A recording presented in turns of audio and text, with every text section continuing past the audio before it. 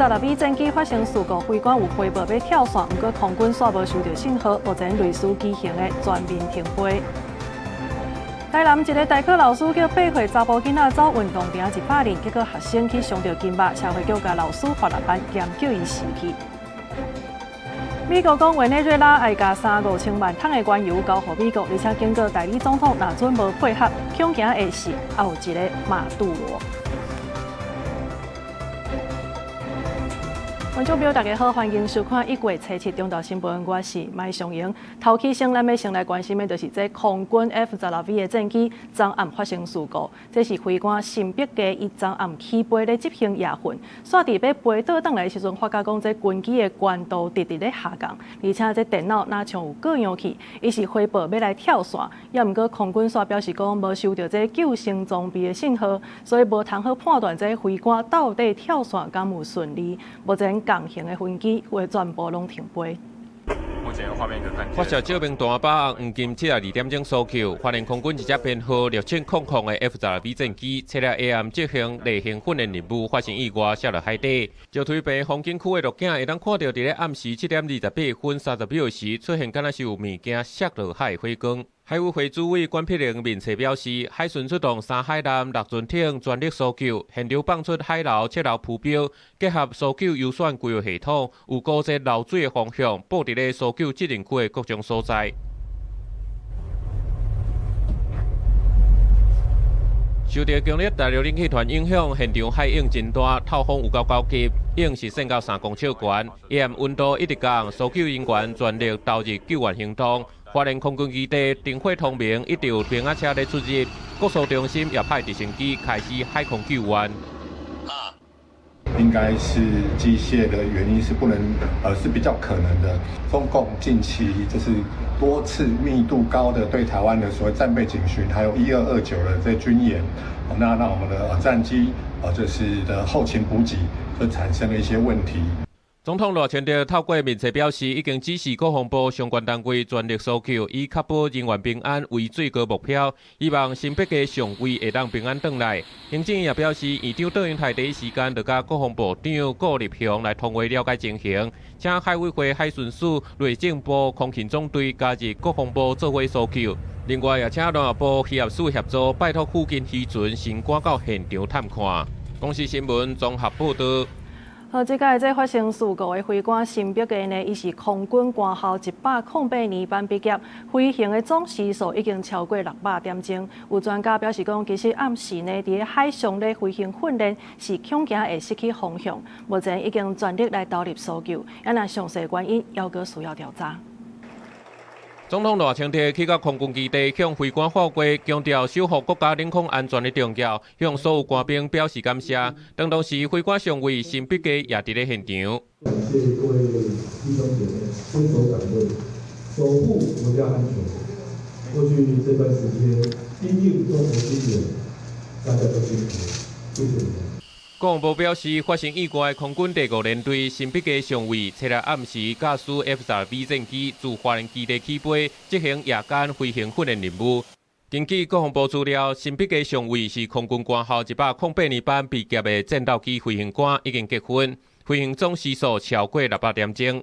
目前事故原因搁在调查，国防部整合海陆空部队，联合相关单位，全力投入搜救，希望会当等到好消息。公视新闻朱宏志、郑建光综合报道。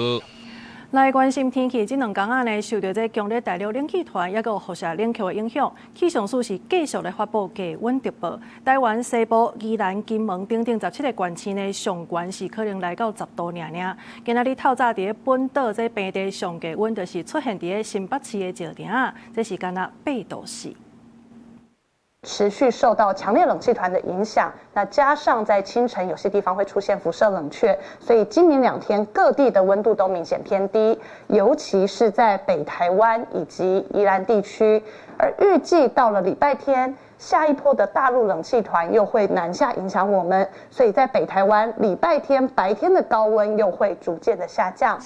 气象署目前是继续咧发布低温特报，台湾北部、东北部，还有金门局部地区呢，是拢伫咧10度左右，有一寡所在甚至是可能无到6度的。虽然讲今仔日这各地呢有开始转好天啊，也毋过其实落暗了后也是真寒。预计这波冷气团会影响到明仔载，拜五、拜六是会较暖和的，也毋过拜六暗呢又搁有另外一波冷气团要落南，各地差不多是伫咧14度左右，就要等到后礼拜这天气才会较烧热。其实寒人这个时阵呢，菜色是当咧大出，也毋过呢，因为高丽菜是出伤济啊，所以价格呢是伫咧10块左右。伫咧中华有一个人呢，这是一箱20公斤才卖到这200块尔尔。因为这农粮署呢，因是表示讲，其实对于广啊的这冷气团来，菜色其实是会大较慢的。佮加上这民众呢，食火锅的需求有变较济，所以苹果对农民的收益应该是有帮助的。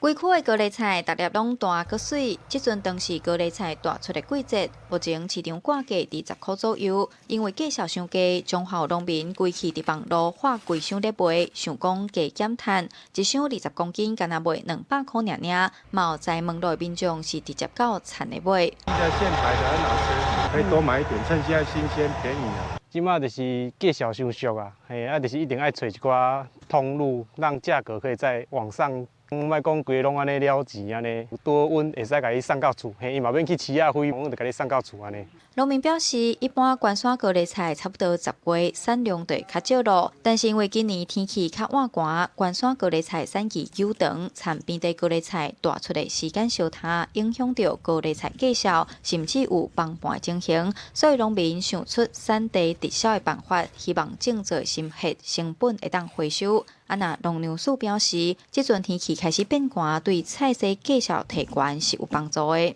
目前的一个气候来讲，有大陆冷气团的一个南下，变得冷凉哦。国内的一个蔬菜的一个产量的部分变得比较稳定。那在市场的一个交易的量跟价格的部分，也有一个比较趋缓的一个情形。农粮署指出，天气寒，菜色大较慢，产量若较减少，价销自然就会起。佮加上不少人会食卤、食火锅，菜色需求量增加，预估对农民的收益是有帮助的。记者杨淑晴综合报道。伫咧台南有一个国小的体育代课老师呢，是因为认为这学生囡仔伤吵，所以叫一个8岁查甫囡仔去走运动场100年。结果这学生囡仔去走8年了后，双脚的筋肉煞安尼伤到，社会局是依法甲这个老师罚6万块，兼叫伊辞去。也毋过这个老师煞食不满，所以来提告。毋过落尾也是互法院改驳回。台南一个8岁查甫囡仔，因为上课嘻嘻哈哈，互细汉的体育代课老师罚走运动场100年，一年是200公尺。事后囡仔敢若走8年，也是感觉无爽快，去看医生。诊断是运动伤过操，可能趾骹筋膜扭伤。落尾校方接到通报，随启动校安通报，台南市社会局以离操罚这个老师6万块。不过伊唔甘愿提告，正讲敢若是公孙笑，互法院驳回。那他本来跑了2圈完之后，跑去问老师问说，应该还要再跑几圈？那老师可能给他比个5圈，那他可能继续跑完了之后，然后又来问老师说，那老师还要再跑吗？那可能老师是表示说开玩笑，然后请他再跑100圈这样。那所以孩子就继续再跑。短时间过度太激烈的运动，有可能会导致肌肉的横纹肌受到破坏。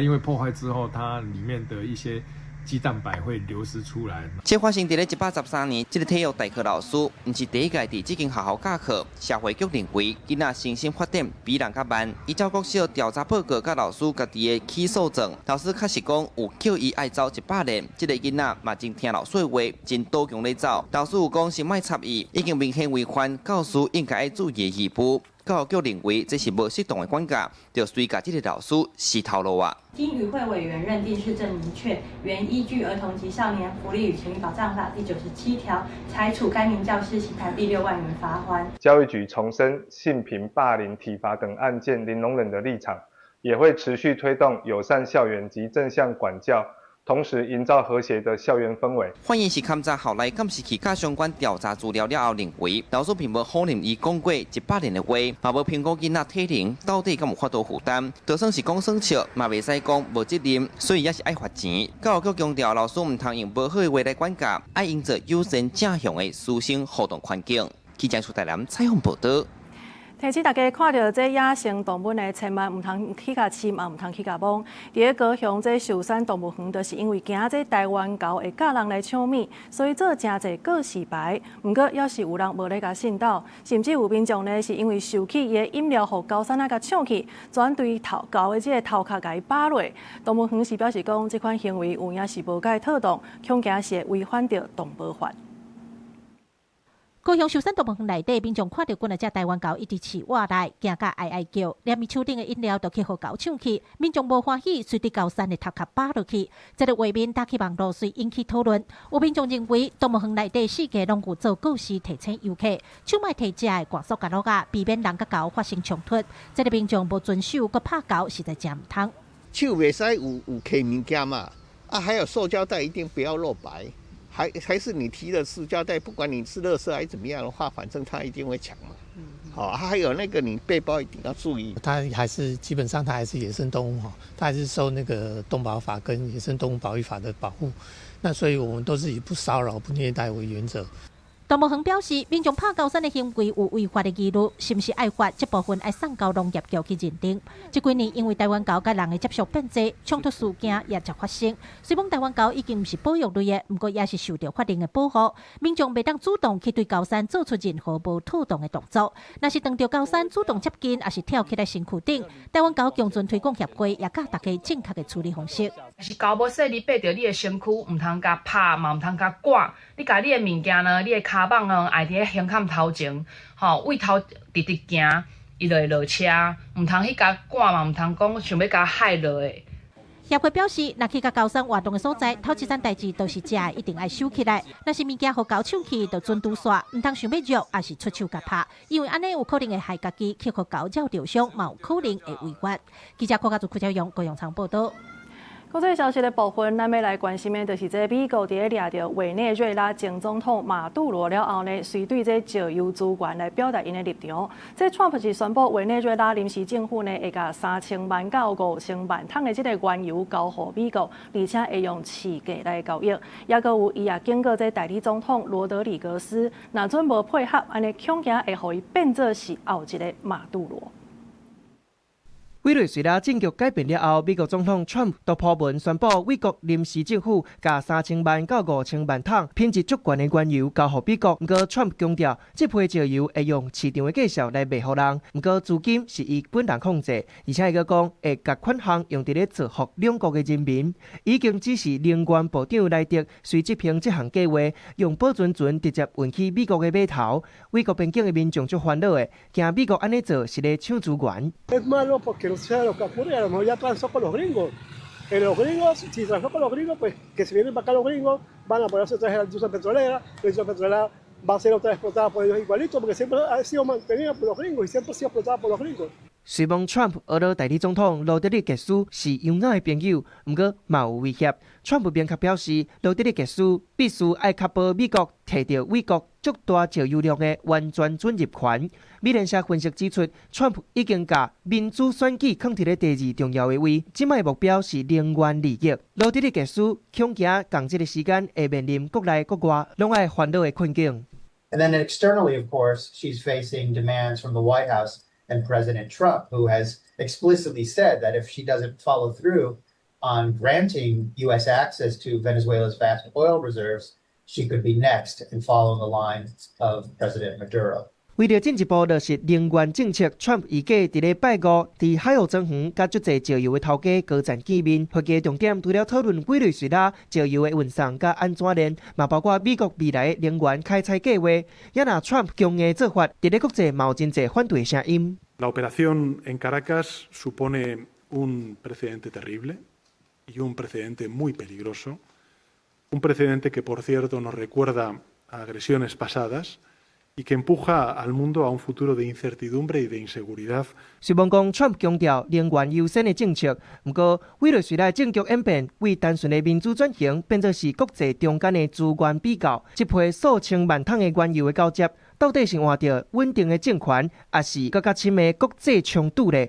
拜五 ，Trump 甲能源高层的会议结果，嘛变作是观察美国甲美国关系，也佮有全球油价走向的关键指标。公司新闻地位前编译。再来看这美国消费性电子展览呢，昨是伫拉斯维加斯来起稿啊，有几啊千人是小坐要来看机器人等等的先进技术。那人工智慧呢，伫即个展览当中是上受到关注的，业者也继续咧观察消费者的意思。手头的乐高插角啊，无荧幕、无电源开关，内底装真侪感测器甲智慧技术，囡仔操作会真做无共款。Engines that rev as you move them, creatures that purr as you pet them, fires that are stoked as you blow onto them. 喙食南园口味的糖仔签，耳孔用听到美国有名歌手阿肯的歌曲，食白桃草味听到是德籍歌手 Ice Price 在唱歌，用的是骨传导技术，相信经过喙齿甲下颌骨直接传到耳孔内。We can all love and remember from childhood how fun those are. Rio, can you tell me a little bit about the recent government shutdown in Italian? 会面中的所谓分身，则是用意大利文回答。伫这场内底，若生活无形，这个由人工智慧驱动的所谓分身，等于代替回答问题，甚至透过影片甲人讲话。虽然是虚拟，毋过都甲真诶共款。We're taking AI technology and making their knowledge available 24/7, and surprisingly in 160 languages. Did you know you could speak 160 languages now? 美国消费性电子展 CES 七日开始，主办单位美国消费者技术协会表示，2015年 CES 吸超过14.1万人，超过150个国家甲地区的人来。今年有超过4500间参展商，其中包含1400间新创企业。国际新闻黄文玲报道。中国国台办今仔日是开记者会，宣布甲咱内政部长刘世芳，也有教育部长郑英耀列做是台独万培分子，会依法甲因停改。刘世芳、郑英耀列为台独顽固分子，台独恶行累累，引起两岸同胞强烈愤慨。许多民众向国务院台办举报。要求对刘郑二人进行惩处。另外，在国台办呢，也甲台湾高检署的检察官陈思怡列做是台独的卡手，要甲追究责任。目前，咱台湾包括着苏贞昌、尤锡坤、吴钊燮、沈碧阳，也有赵兴成等人呢，拢互中国甲因列做是台独万培分子。也那总统赖清德是要求行政院甲国安会爱建立受害者通报甲保护的机制，而且呢，针对着协助中国跨境镇压的这个人呢，都爱予伊严格处罚。再来看，这移民署去年所设的这个上下班顿卡路这系统呢，竟然传出是中国制造的，这恐惊是有治安的记录。新北市政府讲，目前已经停用，嘛讲无这个资料流出去。啊，那员工呢也暂时会先用其他的方式来签到。原本上下班用来拍卡的机器，即马已经打出停用告示。新北市政府内部拢总有10台人面辨识拍卡系统。最近发现，甲去年移民署的拍卡系统，拢是共型共款中国制造的。有持有员工听到消息，加减嘛是烦恼家己的资料互泄露出去。一开始多少会担心啊，但我觉得，我相信我们就是我们国家的那种治安防护。但以后我觉得还是尽量避免会使用大陆厂牌的设备，只是会有点不习惯了，因为每天就是用打卡机都已经有一段时间了。但我觉得市府这样也是好的，就是保护治安啊，然后也保护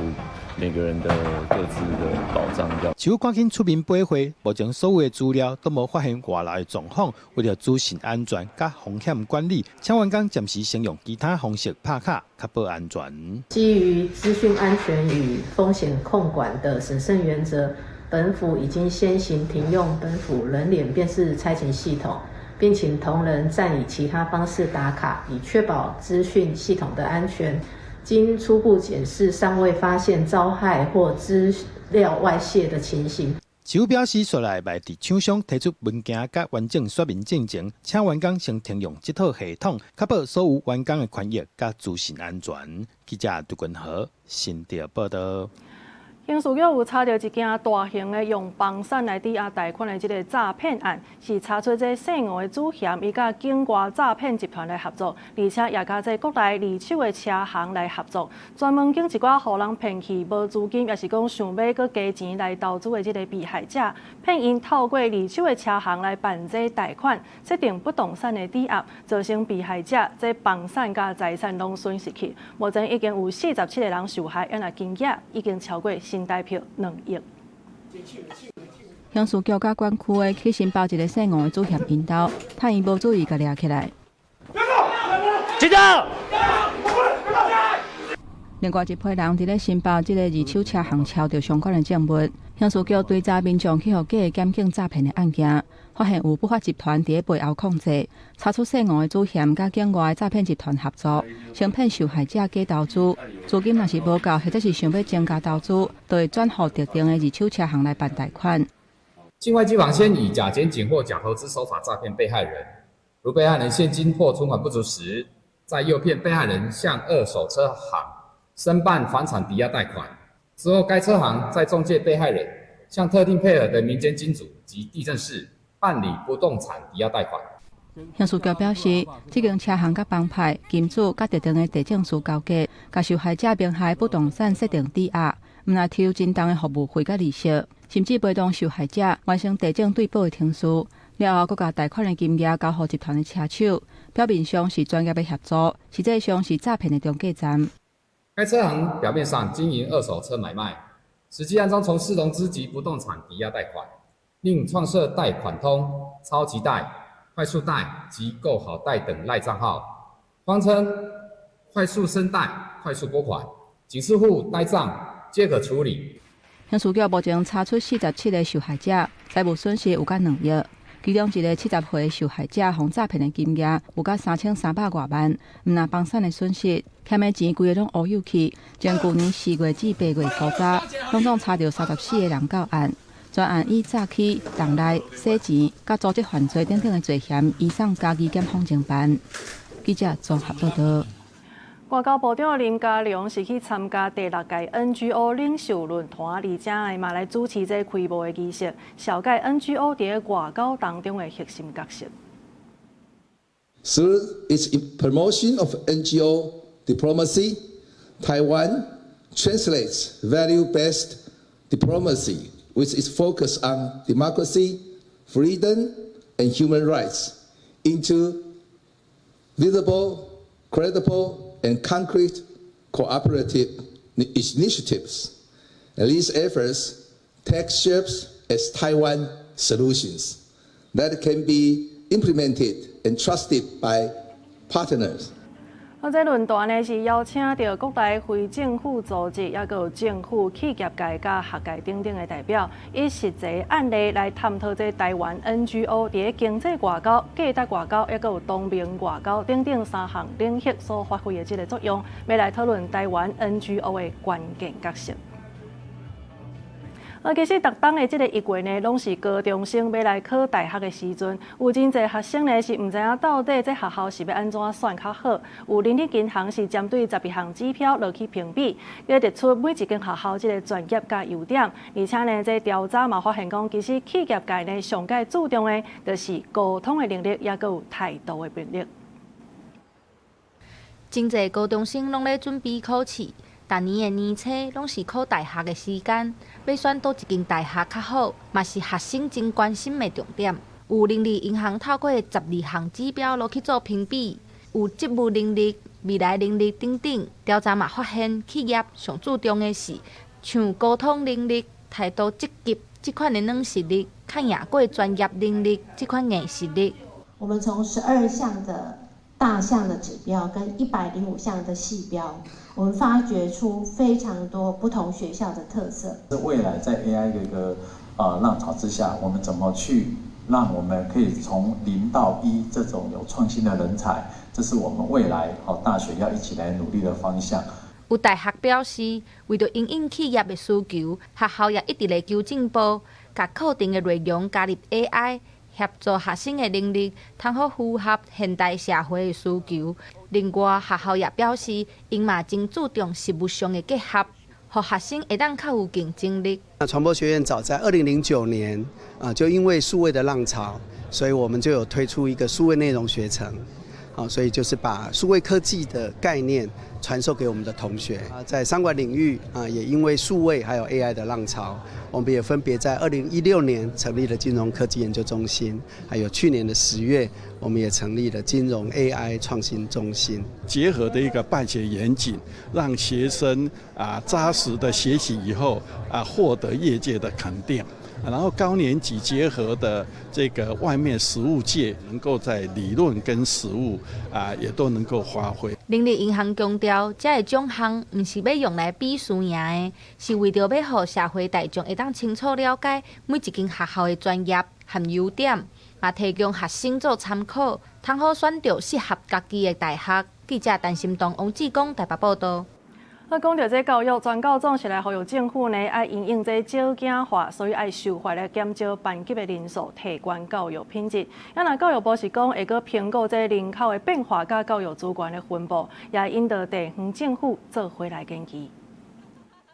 台湾逐年出世的囡仔愈来愈少。根据内政部的统计，2025年前11个月才9万多人，民团预估几年恐惊无到11万人。因也指出，教育部法定的班级人数普遍伤悬，佮以都市学生多做理由唔降低，唔让师生变悬，爱教的学生多。虽然地方政府伫咧部分阶段学制有权利调降，不过地方嘛拢对中央的脚步，民团呼吁教育部赶紧修法。到现在，一般还是法定30个人。那已经接近要迎来这个半世纪哦，半世纪的班级人数都没有调降，那既然会讲说要等人口比例下降因为他说都会区降不下来，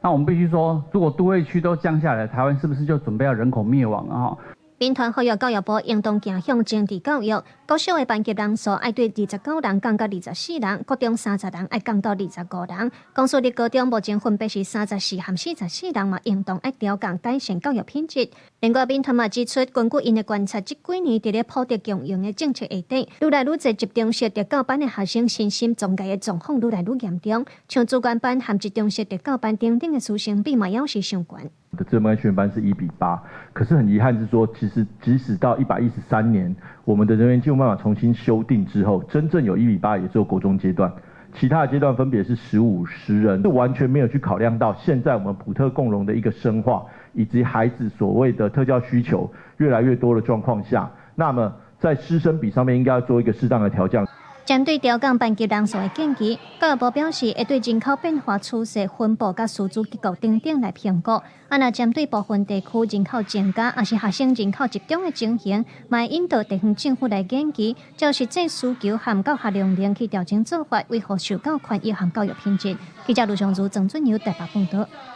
经济消息来关心的是，今仔日这台股大盘呢是伫咧30300点附近安尼咧走。有立委是认为讲，台股即届大起呢，就是因为这台积电等等科技类是真强势，其他其实这传统产业等等呢表现是无介好的。万不离这 AI 若准无去，安尼台股到底敢有法度咧？那金管会是表示讲，会继续来关注这市场的交易量。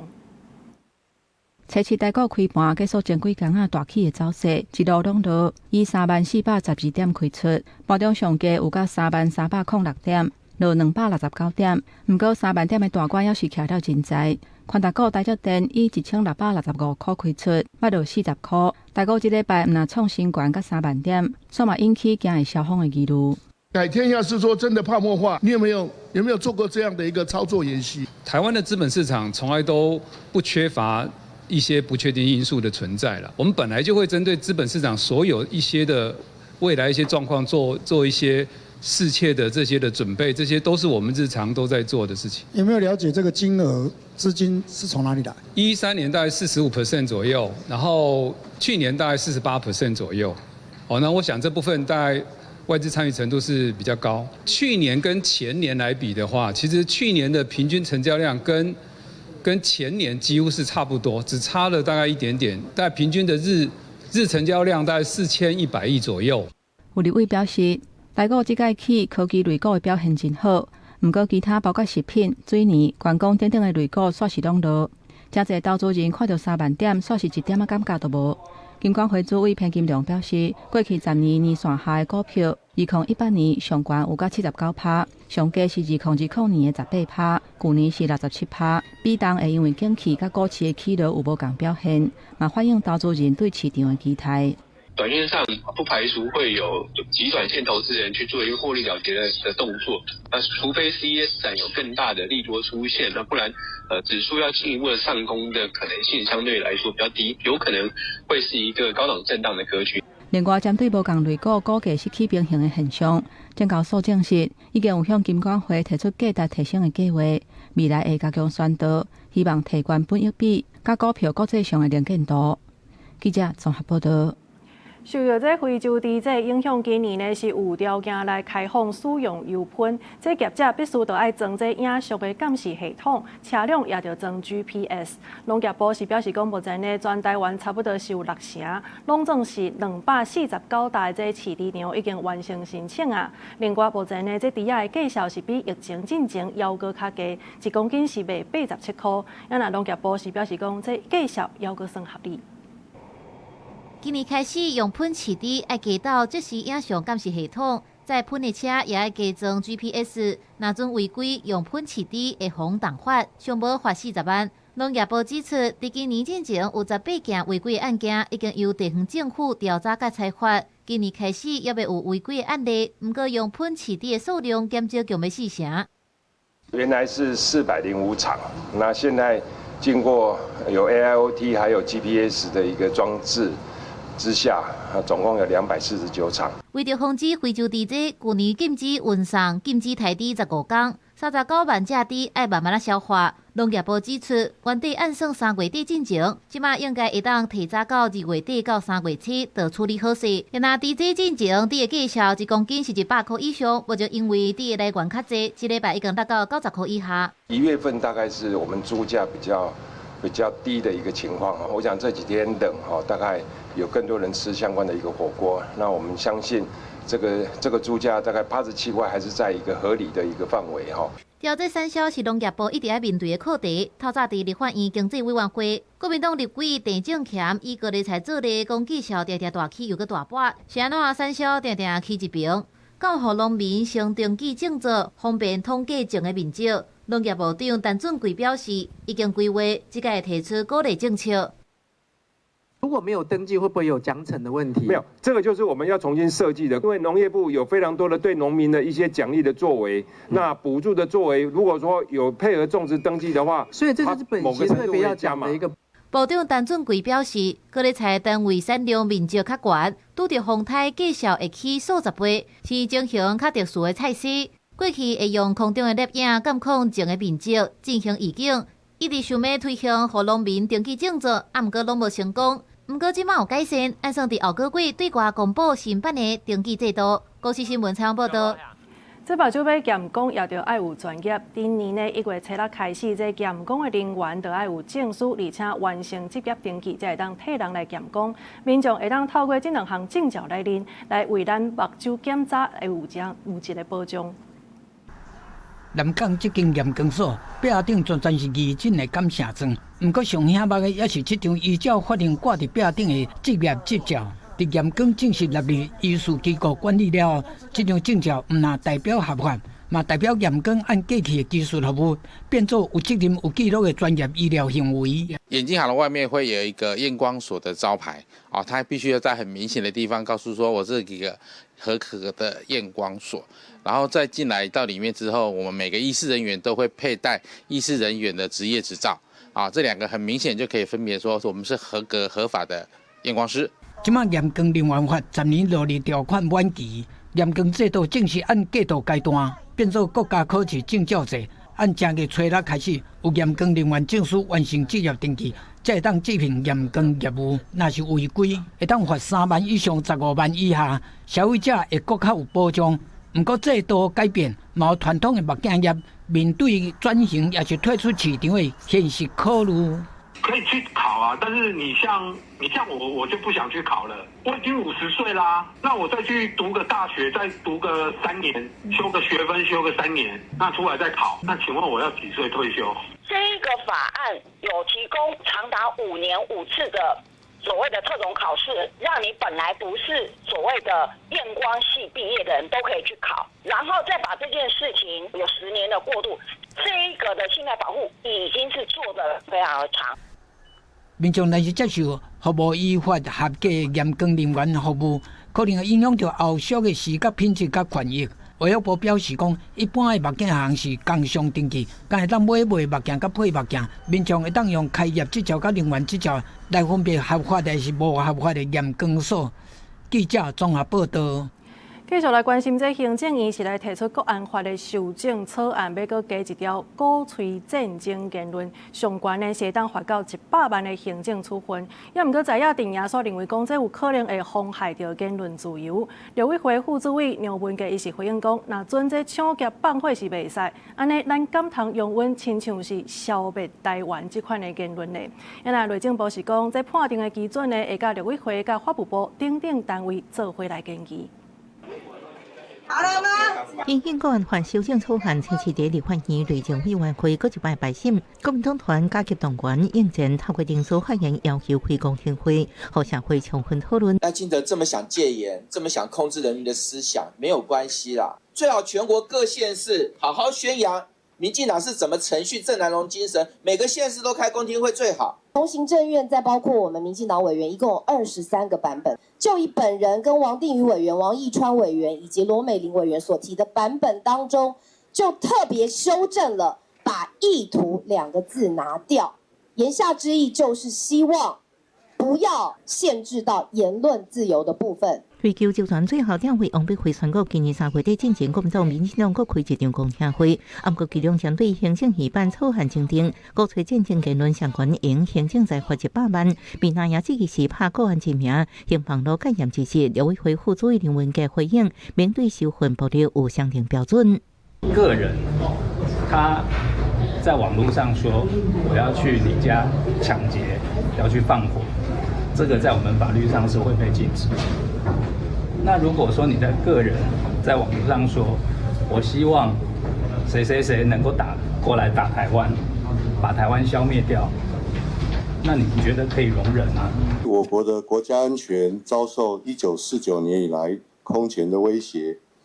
尤其在去年底，解放军进行侵略台湾的演习，也在网络的空间配合协力者以及网军进行大规模的宣传，几乎是重演当年俄罗斯攻击乌克兰的前兆。内政部处长马树元表示，将支持对待动保6个国安法规范判定基准，除了甲陆委会、法务部研究，也向国际公约做依据。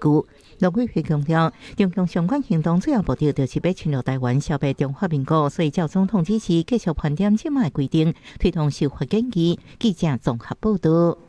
立法院第一摆是要来审查人工生殖法的修正草案，这版本的拢总是有18个，这当中争议上介侪的就是借腹生囝这个议题。有真侪民间团体呢是呼吁这代理孕母应该在甲修法分开来处理，惊这女性身躯的价值甲安全会伫政党协商当中去互人牺牲去。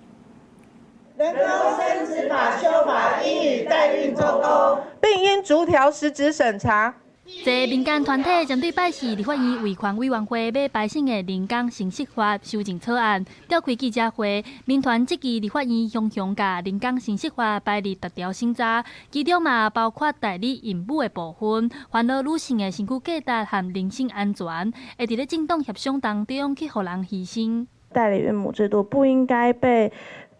这么强势的、突然的排进议程里面去进行仓促的审查。代理孕母的生殖技术，它会涉及很多的问题，经济阶级的剥削，或者是女性的身体自主权等等，还有很多各式各样的社会伦理的问题。民团主张代理孕母应该甲人工生殖法分开处理，互法案先完成修正，保障有人工生殖需要的单身女性和女同志的权益。而且对照各党草案版本内底代理孕母内容，多数敢若用10条左右的条文来规范，进而回应代理孕母所牵涉的复杂人权议题。全部的条文最多就是10个条文，那这10个条文里面，主要的都是透过契约的形式去约定代理孕母的权益。那我想，契约如果可行的话，这台湾不会有剥削了。卫福部长赵宗良是回应讲，目前行政院的版本主要是放零人工生殖的适用对象，让单身女性会当使用人工生殖的技术，嘛配合同婚合法了后的实际需求。那代理孕母的部分，因为也是有争议，所以这摆行政院提出的版本无加入代理孕母相关的条文。记者查询林旭凯台北报道。继续来关心这飞官新北街呢，昨是驶这 F-16V 的战机，毋过煞载落海里。目前这搜救行动还是咧继续。这个新北街呢，伊本人是澎湖人，今仔日一透早，这船长呢就去到澎湖的天后宫为伊点灯来祈福。原来这届失事的 F-16V 的这个战机是伫2021年的时阵升级的机型，也毋过这也已经是 F-16V 改造以来第2届的飞安事故。在 F-16V 战机发生失事意外上飞官新北街是澎湖县河西村人，这7号船长也到澎湖河西天后宫为伊点灯祈福。在那么恶劣的天气之下呢，还能够祈求他能够平安回来。其实昨天晚上到现在，全村上下真的是都很担心呐哈。国3的时候就是很坚定的说他要走那个飞行的路线了。其实刚开始家里是反对，所以他那时候空军官校的时候，他念的是维修。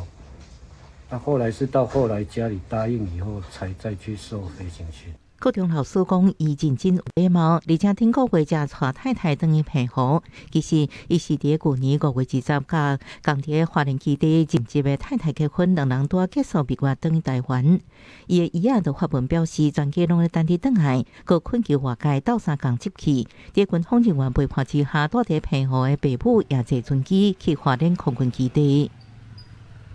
然后造成。这摆失事编号6700 F-16V 大造战机是空军家基地第2完成各界接种的第4联队，出勤次数真无密集度悬。不过 F-16V 战机自2021年各界成军的隔年，就发生第件失事，飞官但叫未用大赦，不幸殉职。2020年，上校飞官张正志是伫花莲亚航训练时起飞2分钟了后就失联。2018汉光演习期间，2016年伫美国训练的时阵，甲2013。2008甲1999、1998年 F-16拢捌发生飞安事故，伫台湾服役20多年，也夺走真侪飞官的性命。记者综合报道。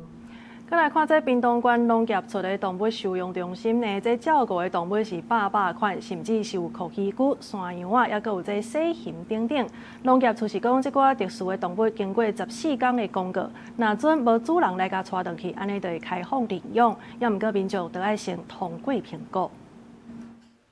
民众奥多摆豆豆啊，徛来到派出所头前，后面佮对一只乌色的动物，原底大家拢叫是迄是一只乌狗，真少甲看，竟然是一只山羊啊！民众看见伫路里乱扫惊危险，就一路甲靠来派出所。警局就通报动保科，然后动保科人员就送过来，所以我们现在就是就先照养着，然后就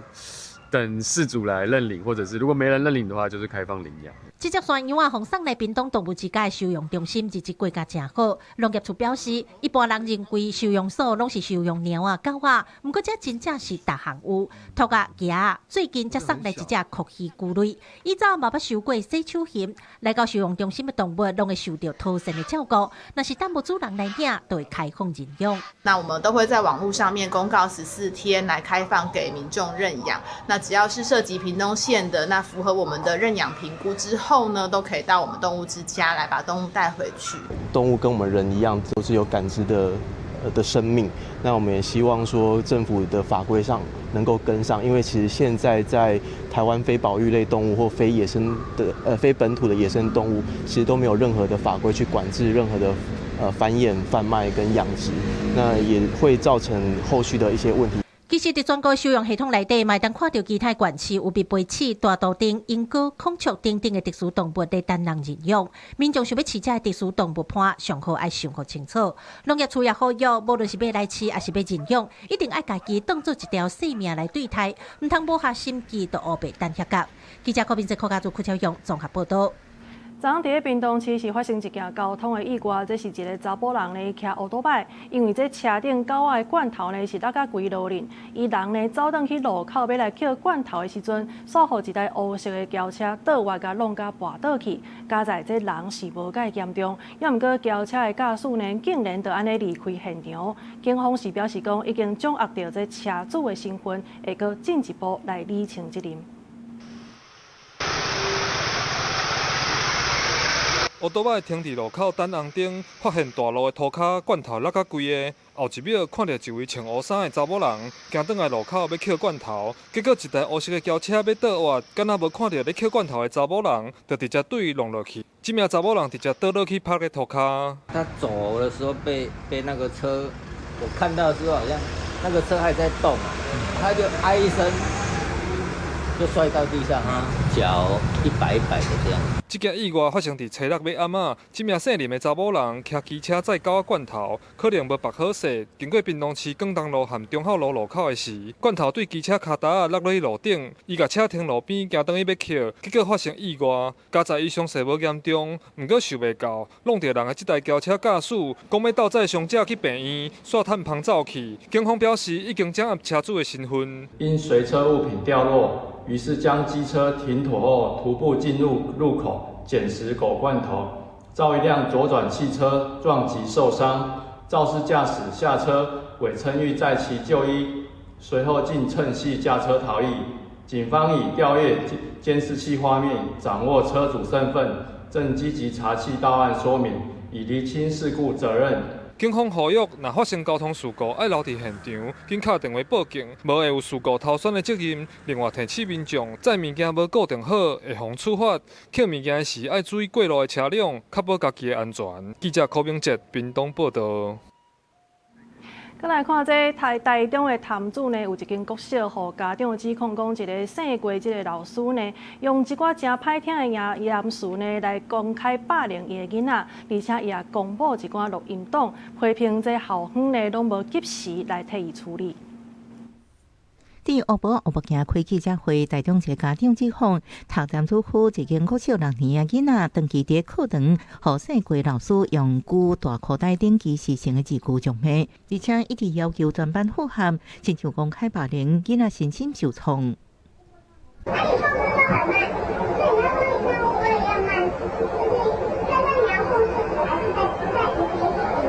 或是在课堂上被公开责备、否定与情绪化的指责，甚至被反复归咎为班级问题来源。孩子回家后常感到焦虑、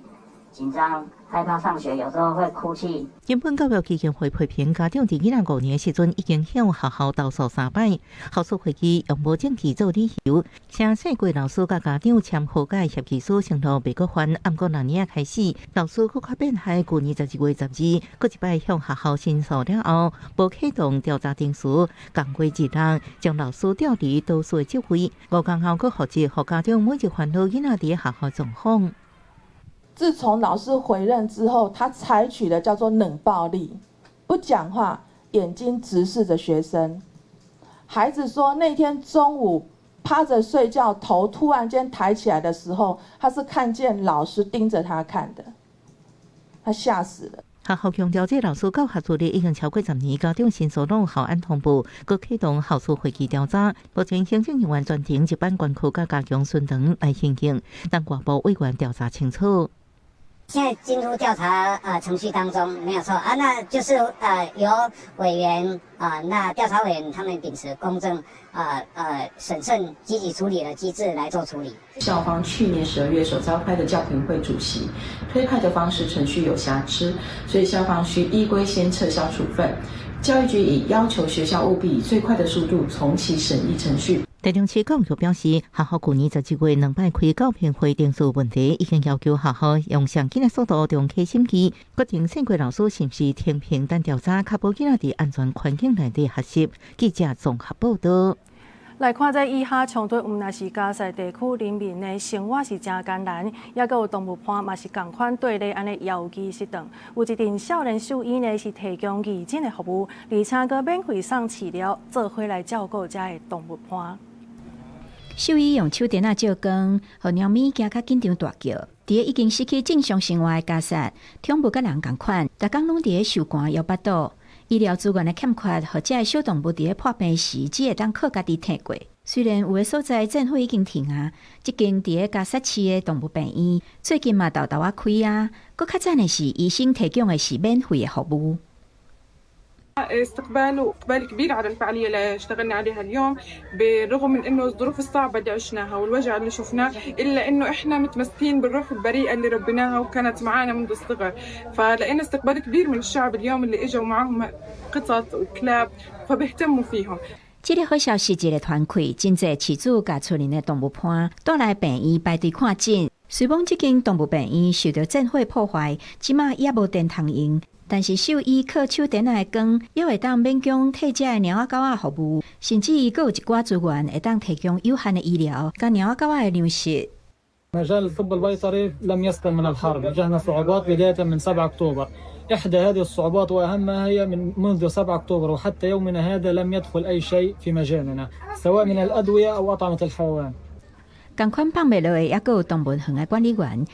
شديد الضغط وقلة التغذية السليمة أدت لكثير من المشاكل في بعض الأوقات أو كثير من الأوقات صراحة الحيوانات هاي أو الأسود بالذات بتصير عنيفة أكثر على الرغم أنها يعني نوعا ما متوالفة مع أصحابها أو الأشخاص اللي قاموا بتربيتها إلا أنه بعض الأوقات بتكون عنيفة بتكون ظاهر عليها علامات نفسية سيئة للأسف الشديد. 园方表示，因即马敢会当食人的食物，用人类的药啊。伫个以下停火无啥进展的情形下，这个小小的性命嘛，咧等待和平的希望。公司新闻洪如梅编译。来看一项研究，这是为着要来抵抗暖化的规矩，海里的跳仔鱼竟然会甲家己的体型缩小小，安尼需要的食物甲送速就会减少，而且存活率是会当提悬到78%。看到这感觉是惨白色的小跳仔鱼，足侪人拢会去想到漫画电影内底《海底总动员》的尼莫。一项上新的研究发现，尼莫的同类为着要对抗暖化引起的天气，会甲家己的体型变小。英国科学家是伫2023年2月到8月中间，伫巴布亚纽几内亚的金贝湾进行调查，因定期测量海水的温度，甲134只小跳仔鱼身躯的长度，结果数量着惊。So that our Nemos were doing this shrinking was very surprising. So we kept following them through what turned out to be a really big heat stress event. So it turned out that the water was much hotter, about 4 degrees hotter than normal, around their anemones. And that lots of our fish were shrinking. 研究人员指出，苏当时全球当咧经过第4届珊瑚白化的事件，有101只大约3/4的小跳仔鱼，身躯至少捌缩小1届。研究发现，有经过这届缩小的鱼，最后拢有活落来，就算是敢若缩小1届，存活率嘛提悬78%。科学家目前并不清楚小跳仔鱼是安怎甲家己变细只，但是伫适应现象将加拉巴哥群岛的海水变小的期间，海盗丁就是靠吸收家己的骨骼缩小，推断小跳鱼可能嘛是类似的机制，需要进行更较侪研究，才会当解开这个谜。不过，使人烦恼的是，多数海洋生物无像小跳鱼这么悬的适应力。美国另外一项研究发现，非洲沿岸重度濒危的六角珊瑚、汉米六角珊瑚，伫2023年的热流已经濒临功能性的灭绝。It's not a Caribbean reef without staghorn and elkhorn corals. So we're entering a completely uncharted territory, really just sort of making do with the best that we can. 研究人员表示，要让六角珊瑚、汉米六角珊瑚伫非洲南部重新生长，恐惊需要一项突破性的计划。无论是被化死亡的珊瑚，也是体型缩小的尼莫，拢是对人类发出气候变迁的警讯。公司新闻詹慧敏编译。下晡晡的天气，稍了甲时间交互 AI 气象主播唐啊。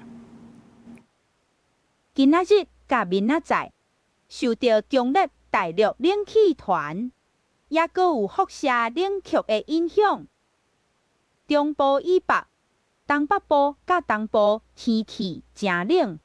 其他的所在是透早甲暗时较寒，一时啊嘛会较冷。